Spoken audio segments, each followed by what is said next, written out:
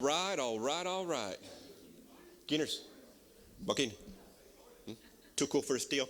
Um, Good morning, guys. Lot of ladies. We're gonna pray for the men. As they're up in McCall, we're gonna pray they finish off strong, guys. Welcome to Trinity. If this is your first time here, thanks for stopping by. I like how on the sheet it says we have a couple announcements, but we got like a book. So bear with me, okay? Not a couple of books here. So first off, guys, a couple of highlights. We have officially kicked off our 40 days of prayer. It started last Tuesday, and what that is leading up to Resurrection Celebration Weekend. We're doing every Tuesday a gathering here at Trinity, 6:30 in the morning, where we have a time of prayer, a devotion, and then getting in groups of 2 to 3 people to pray. I was here this past Tuesday.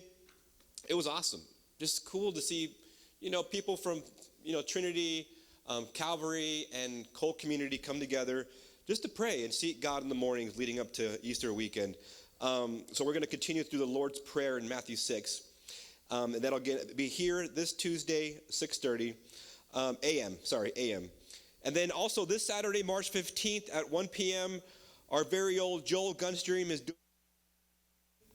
doing. So if you would like to get certified in CPR training, I know some jobs require it. You can register for this class on the Church Center app, or you can call the church, ask Katrina, and she'll get you all dialed in. Ladies, there's still time to sign up for our AHG-sponsored mother-daughter tea. American Heritage Girls? I got it. Cool. Not American Heritage Guys. American Heritage Girls mother-daughter tea. Join us Sunday, March 23rd, 3 p.m., the Harvest Hall, for a great time with your daughters. It's just $5 per person. And also, please plan on bringing a dish to share and just having a good time together at this mother-daughter tea. It says, let's get dressed up. Not let's. You guys get dressed up and enjoy a great time together. March 30th is also our first legacy service. And what that is, it was formerly called Family Service Weekend, but they're calling it Legacy Service now. And it'll be a love feast following that. So we're going to have a family service. It says they are offering child care for those 5 years and under. Everyone else will stay in this service. And then we're going to have a guest speaker that weekend, Noah Beamer from Calvary, going to be sharing on having healthy family rhythms. So how to create a family dynamic where it's peaceful, not chaos, and where you love each other and not get annoyed by each other, right? I felt some laughs, so some buttons got pushed. March 30th, I think Noah does a great job with that. I think Noah has 6 daughters. Jess, what does he have? 4, 6, same thing. He has a wife, so five females in the home. But no, I've known Noah for many years. Great, he leads worship sometimes, but if there's a guy that I feel like is learning something about this, I think Noah's the guy, so there's something to learn from him. So bring some friends too. And then also, immediately following that service, again, we're having a love feast. We're going to be serving pulled pork sandwiches that week, so please bring a dish to share. If you're new to Trinity Fellowship, just come hang. But also, I think those love feast weekends are a great time just to, again, invite a friend, kind of a different service, so bring them out, especially if you know maybe they have a family dynamic that could use some ministering too. This day, man, forget it.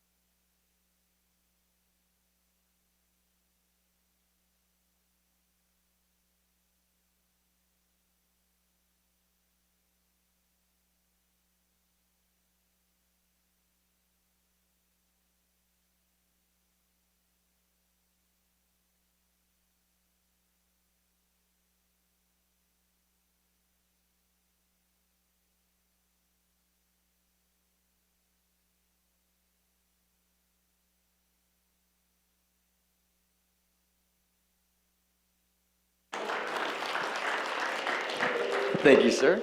Ooh. Sweet. Well, good morning, everybody. My name is Connor, and excited to be here with my wife, Katie.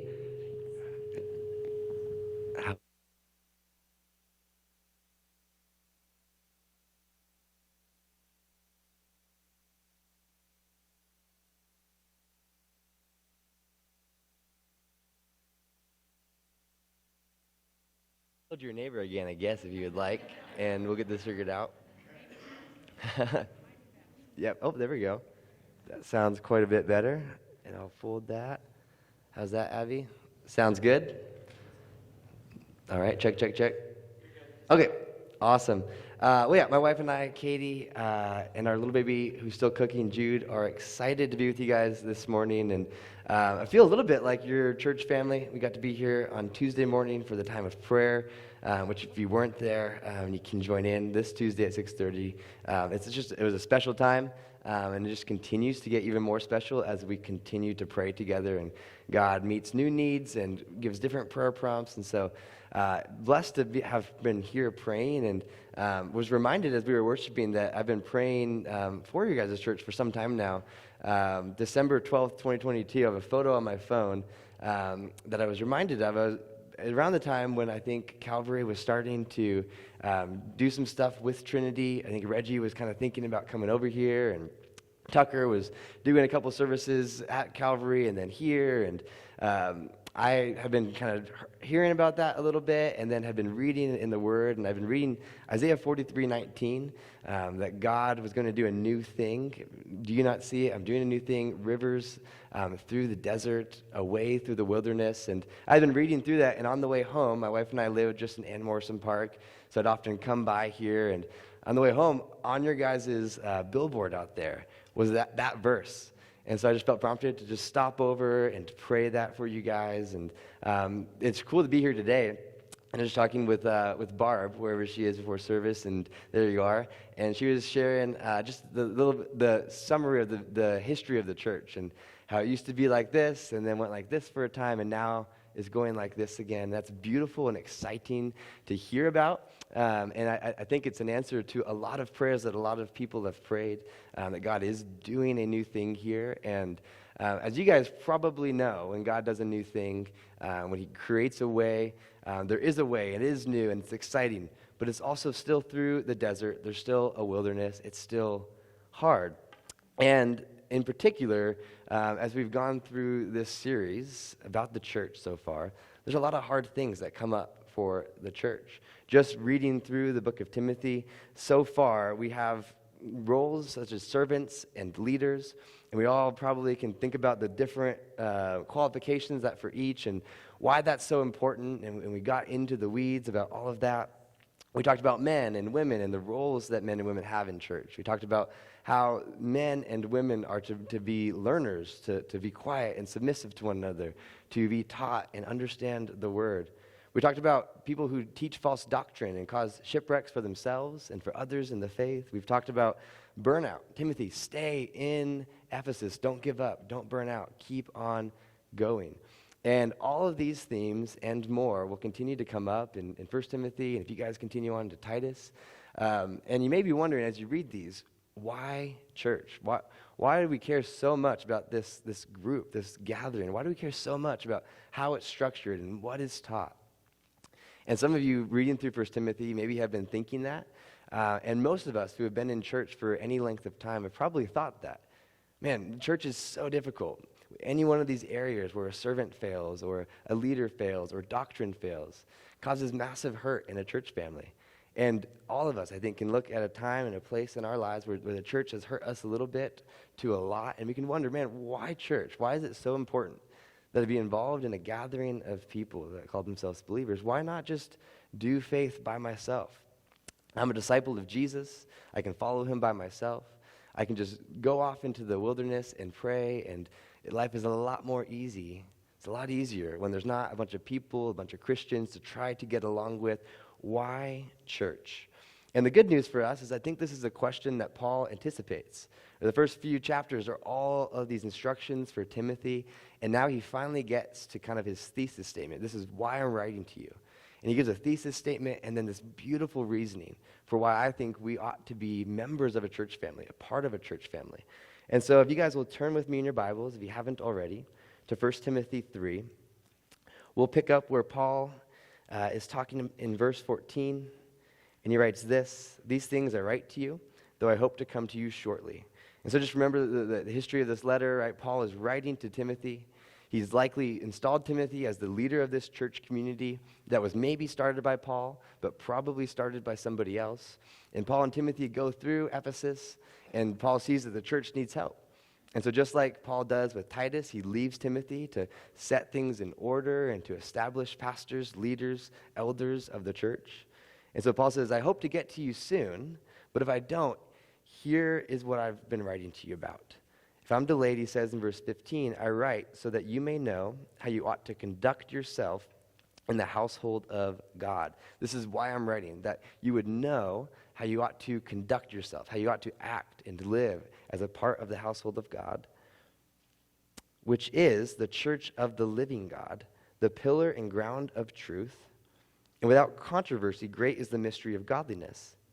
God was manifested in the flesh, justified in the spirit, seen by angels, preached among the Gentiles, believed on in the world, received up in glory. And so we're going to break this down in two ways. Why church? The first thing is this: we have to be the church because of who we are. And so Paul uses the first way he describes who we are is in verse 15. It says, I write to you so that you may know how you ought to conduct yourselves in what? The house of God. The house of God. I'm writing to you so that you know how to conduct yourself within the household, within, in other words, the family of God. The first thing that we are is siblings. Many of us think of ourselves as disciples of Jesus, and you'd be 100% correct to think that. And if I asked you what's the most used word for followers of Jesus, God's people in the New Testament, most of us would probably guess disciple, and we'd be correct. If I asked us what's the second most common word used to describe the people of God in the New Testament, we'd probably get mixed results. But the correct answer would be sibling. The New Testament authors and Jesus himself used the word sibling, the word family, to describe who we are to one another. And so, yes, we're disciples of Jesus, but we're also children of the Father, and in being so, siblings to one another. And so this is who we are. We are God's people. And it shouldn't be a surprise to us that God wants to create a new family. He's used Abraham and his family throughout the whole Old Testament. He used Adam before that.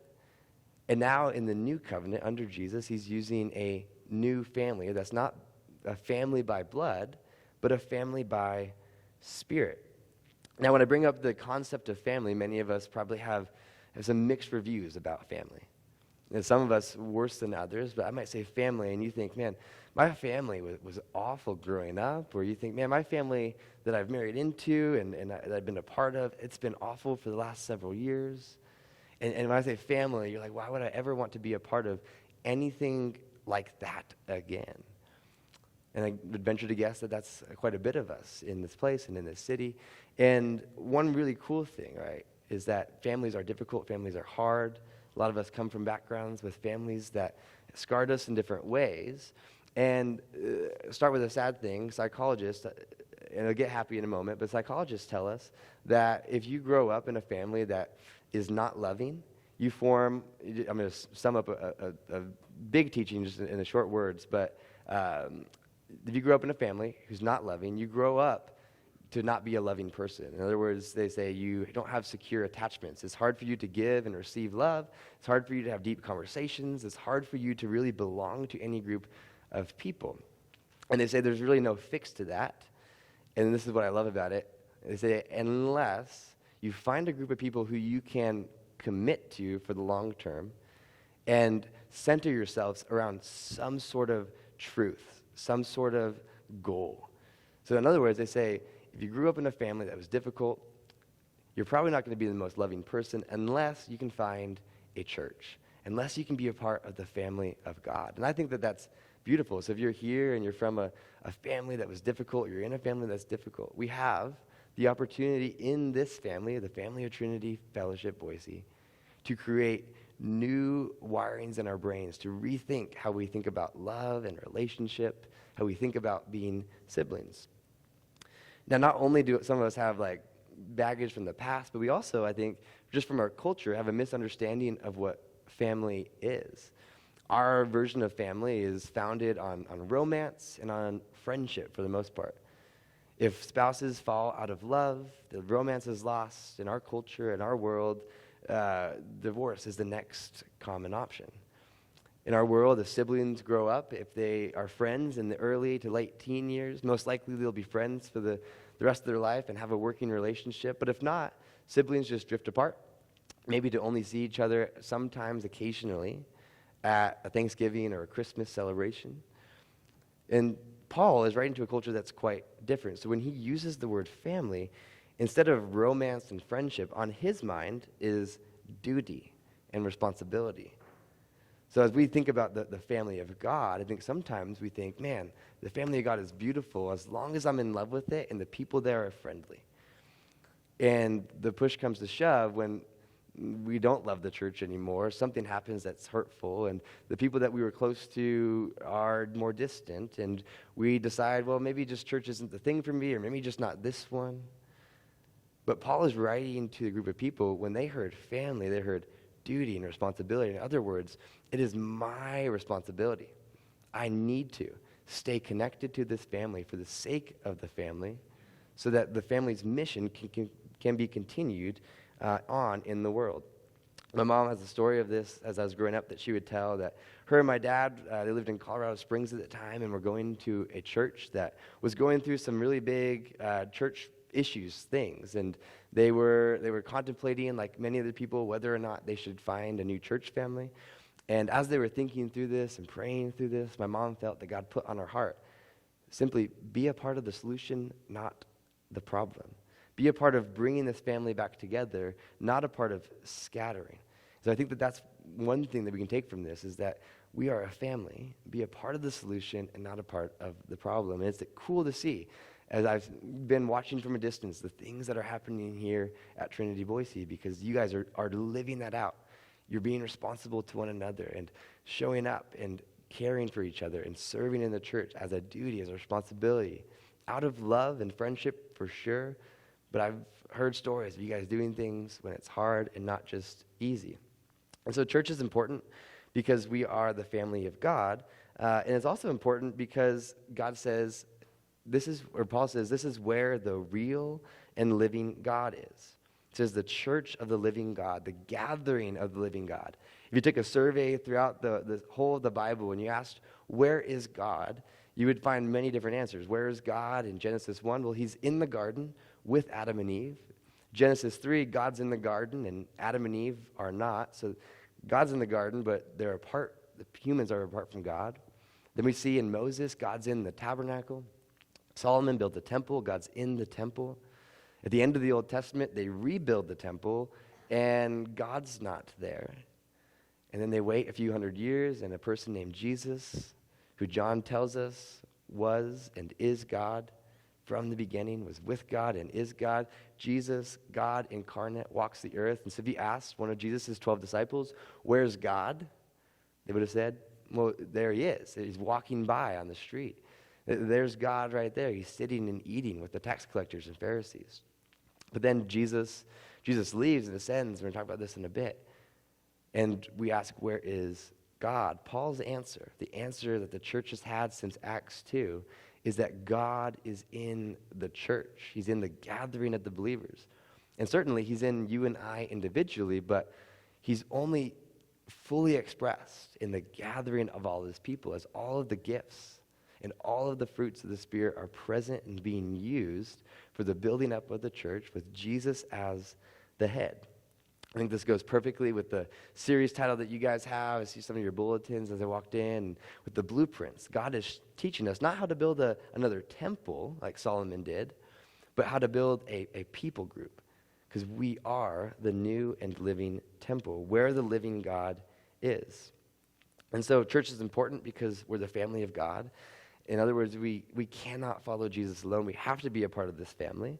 But the other thing that makes church so vital, Because it's not just that, hey, we believe in God and God's here, but we actually have a mission as the church. It's not just to gather, but it's also to do something. And so it's who we are, but it's also what we uphold. What we uphold. Paul says the pillar and the ground of truth. The church is the pillar and the ground of truth, the foundation for truth. And without controversy, great is the mystery of godliness. And when Paul says great was the mystery of godliness, when he says mystery, we may think of a lot of different things. Maybe you think about your favorite novel that you love reading, your favorite mystery author. Maybe you think about a Netflix series that you watched recently. In the ancient world, mystery was a almost religious term for a truth that some people knew and other people didn't. So in the pagan world, there would be a mystery surrounding a pagan god that those who were worshiping that god knew and understood, and nobody else did. In the church, there is something that we know, that we understand, that the surrounding world doesn't. The mystery of the gospel. In other words, the truth of the gospel. And we can celebrate because we live in an era where we know the gospel. We know the truth. And we can not only internalize that truth, allow that truth to change our lives, but we can share that truth with the world. And now Paul launches into what exactly is that truth. He says, first, God was manifested in the flesh. God was manifested in the flesh. And Paul is most likely quoting from maybe a hymn or a psalm that was sung by the early church or a Christian creed. And so what he's saying here is these are the things. If you're a follower of Jesus in Ephesus, these are the things you need to know. If you're a follower of Jesus here in Boise, these are the things you need to know. So God was manifested in the flesh. It means Jesus was incarnated. He's God incarnate. John 1. God became human and lived amongst us. Jesus was human. He lived, he worked, he sweat, he bled. He worked in a carpenter shop and worked with his hands. He had to learn to walk. He had to learn to talk. He had brothers and sisters. He went through all of that for us. God became human. This is one of the only religions, one of the only philosophies on life that can say that God, who created all things, became what he created to save that creation. Paul says that's the first thing that we need to understand is that Jesus is God incarnate. Then Paul goes on, it says justified in the Spirit, or some translations say vindicated. And this is where it starts, these next couple are a little bit more confusing as modern readers of this text, but this most likely is referring to Jesus' resurrection. Romans 1 says that Jesus was declared to be the Son of God with power according to the Spirit of holiness by the resurrection from the dead. In other words, the Spirit vindicates Jesus by raising him from the dead. Justified in the Spirit means that Jesus was raised to life and that is now not just living as a human being, but he's living as a resurrected human being. He's living in spirit and truth.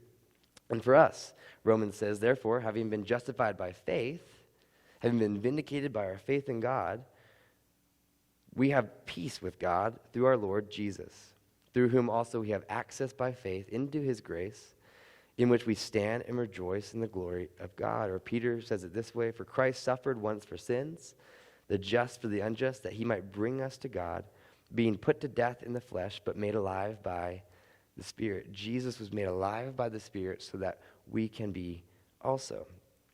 Seen by angels is the next line, line number 3. This is Jesus being observed by the angels, and again, this one gets a little tricky for us, what exactly this means. The scholars' opinions are out on this, but it means one of two things. The first thing, either that this is referring to Jesus being seen and observed by the angels when he rises from the dead, when he goes up to heaven and ascends to the right hand of the Father, that the angels are there worshiping him, and they see him in his resurrected body. They see him seated at the right hand of God. And we get glimpses of this as Jesus rises from the grave, and then the people, the disciples and the ladies, they run to the tomb, and who's waiting there? Not Jesus, but angels. And the angels say, Jesus has risen. We get pictures of this in Acts 1, where Jesus ascends into the heavens, and then angels show up and say, what are you doing here? Jesus has risen. Now go and do what he has said. The other way to think about this is angels not as spiritual beings, but angels as the word for messenger. It's the same word, angel and messenger. And so it could be that Paul is saying that he was seen by people who would be his messengers into the world. And that helps us make sense of the next line, because it's all about, first three lines are all about what Jesus did, and the next three lines are all about what he is continuing to do.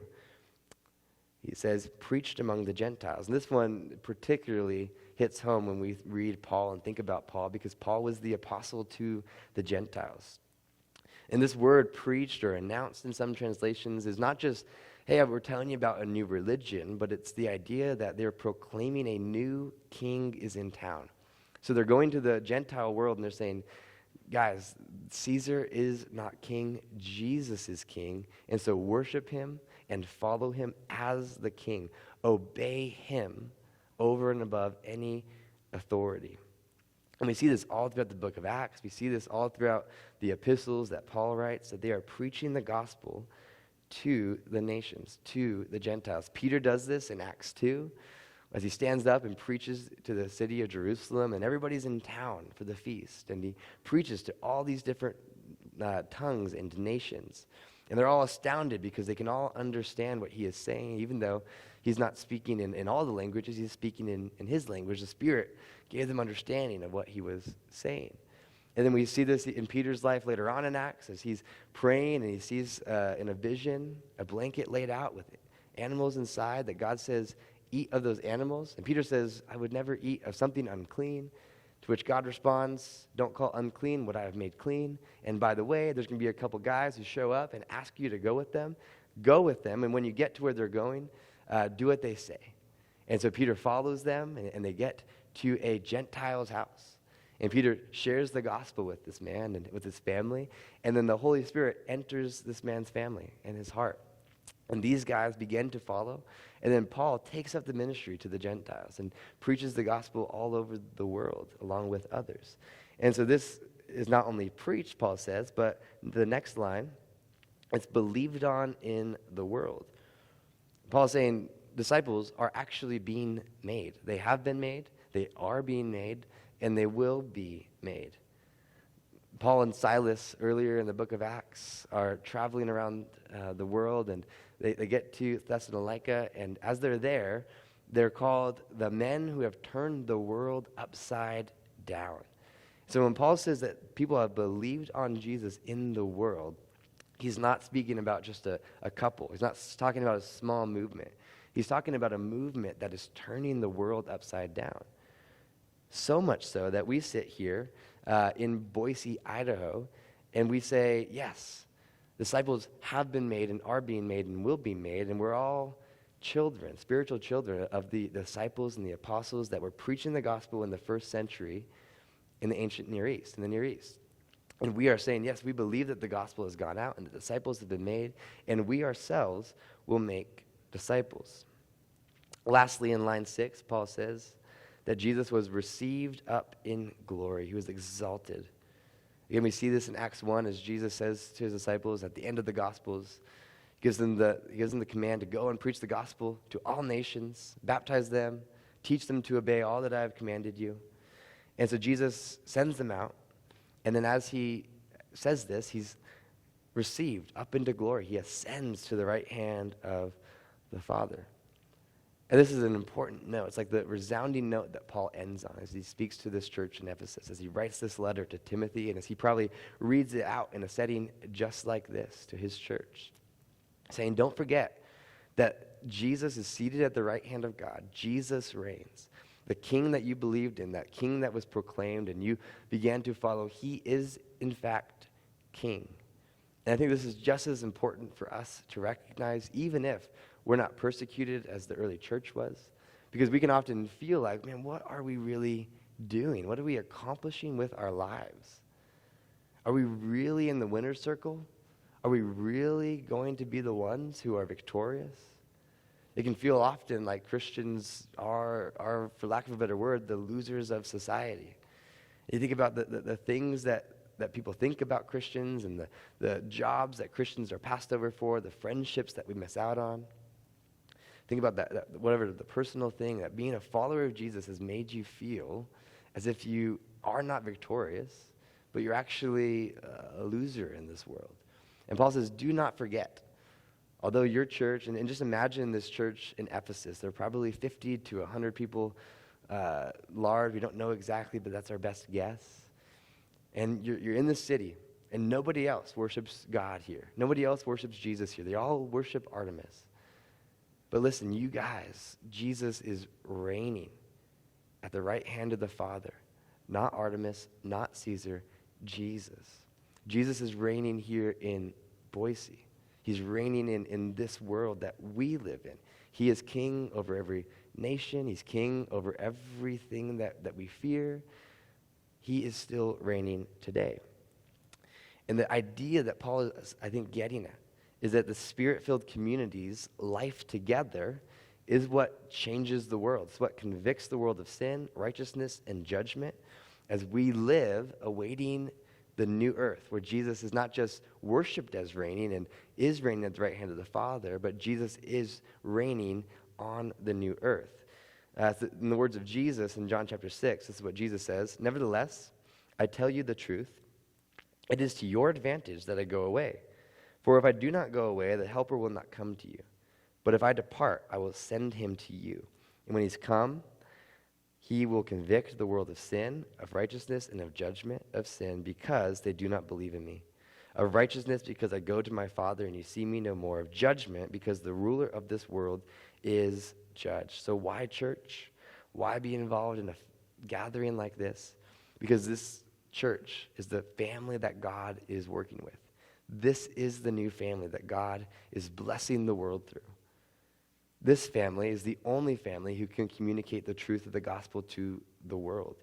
We know the mystery, the world does not. We're the only ones capable of not just sharing it vocally with the world, but actually showing it with the way that we live together. But church doesn't always work perfectly, as we all know. And so what do we do when that happens? I think there's typically two responses, and I want to give you a third as we close. The first response that people often have, especially in our day and age, is to rethink what they thought about church and then to simply just destroy it all. And it often happens slow at first and then in an avalanche, where they say, man, I was hurt by that teaching, so I'm just going to not believe that part of the Bible.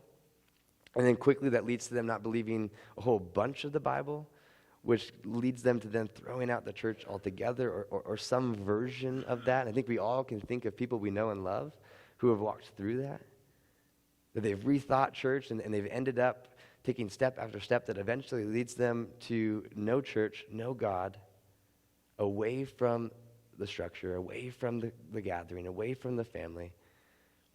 And then the other option that people often choose is the exact opposite. They begin to rethink church, and they think, man, this isn't going quite right. What do we need to do? And then they just rebuild the exact same structure that they had before. You see this all throughout church history, where things begin to go to shambles, and instead of changing the way that they do things, they just go back down to what they were doing. They just go back. And sometimes to doing the things that they were doing, but in an even more extreme manner. And we can do this, right? We as Protestants probably look and think, that's exactly the Catholic Church throughout history. They rethought church, and they just rebuilt the exact same problems in different places, and a lot of times just made the problems worse. And I think as Protestants, we can think sometimes that we're immune to doing that because, hey, we live in a free nation, and we practice free church, and our structure in our world of church is how we want it to be. We don't have traditions that we stick to and hold to that are more important than Scripture, and we think that until something is changed about our gathering or the structure of our church, and then we go, man, well, no, actually that's really important. And so the third way, because I think that rethinking is important, and I think that reform is important, but how do we do it? I want to say this: rethink and return. In the words of Jason Shepard, rethink and return. Return to the words of Jesus, to what he taught his disciples, what it meant to be like in the kingdom of heaven. Jesus gives so many teachings on how to live as a part of this new family. And then return also to what the apostles instructed the early church in. Return to Acts, return to Timothy, Return to Titus. Return to the epistles. What were they doing? How was the Spirit leading them? And what does that look like in Boise, Idaho, in 2025 at Trinity Boise? Rethink and return to the ways of Jesus and the ways of the apostles. And as we pray for communion, let's just ask that you guys would stand, and I'll invite Gloria back up to lead us in one last song. And as you guys stand with me, there's a song that I've been listening to over the past couple months that I've loved. It's about the church. It's a beautiful song. And I just want to read some lines of this song to us. Maybe in the same way that Paul was reading some lines of a song to his audience as he wrote this letter to Timothy, and Timothy read it out loud. And allow these words just to think about them, and allow these words to be the prayer of our hearts today as we think about what it means to be the church, to be the pillar of truth, the family of God in our city of Boise. God, we surrender.